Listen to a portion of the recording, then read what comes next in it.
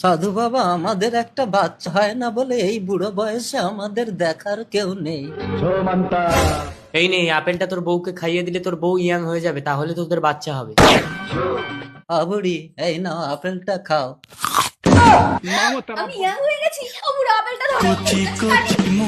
আরে ও দাদু, বাড়িতে বউটাকে কচি মেয়ে নিয়ে রাস্তায় অশোকতমে হচ্ছে। একদম উল্টো পাল্টা বলবে না, এটা আমার বউ। আমাকে পাগল মনে হয়? হ্যালো, এই বুড়োটা তোমার কি হয় গো? না, এই কচি বয়সে বুড়োকে স্বামী বলা যাবে না। আমার কেউ নেই বলে এই বুড়োটা রাস্তায় একা পেয়ে আমার গাল টিপছে।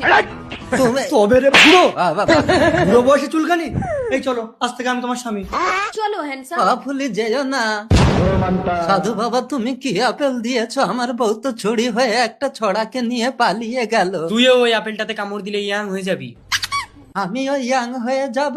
হ্যাঁ। সাধু বাবা, আমি তো সত্যি ইয়াং হয়ে গেছি। আর এক কামড় দিয়ে দেখি। দেখি সাধু বাবা, আমি তো বাচ্চা হয়ে গেলাম, মনে হয় আর এক কামড় দিলে বড় হয়ে যাবো, দেখি। বললাম একবারের বেশি। চুপ কর, কাঁদিস না, চল তোর বউর কাছে নিয়ে যাচ্ছি।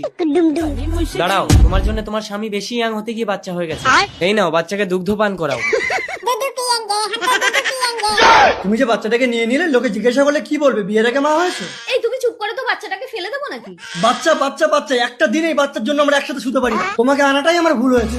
হয় তুমি বাচ্চা নিয়ে থাকো, না হলে আমাকে নিয়ে থাকো। হ্যাঁ যাও, আমি বাচ্চা নিয়ে থাকবো। তাহলে তুমি বাচ্চা নিয়ে থাকো, আমি চলে যাচ্ছি। কাঁদে না শোনা, না না না না। 20 বছর পর। যাও, বেরিয়ে যাও। স্বামী, 20 বছর ধরে তোমাকে ছোটবেলা থেকে লালন পালন করে বড় করেছি। আজ আমি বুড়ি হয়ে গেছি বলে অন্য মেয়েকে তুমি বিয়ে করবে বলে আমাকে তাড়িয়ে দিচ্ছ।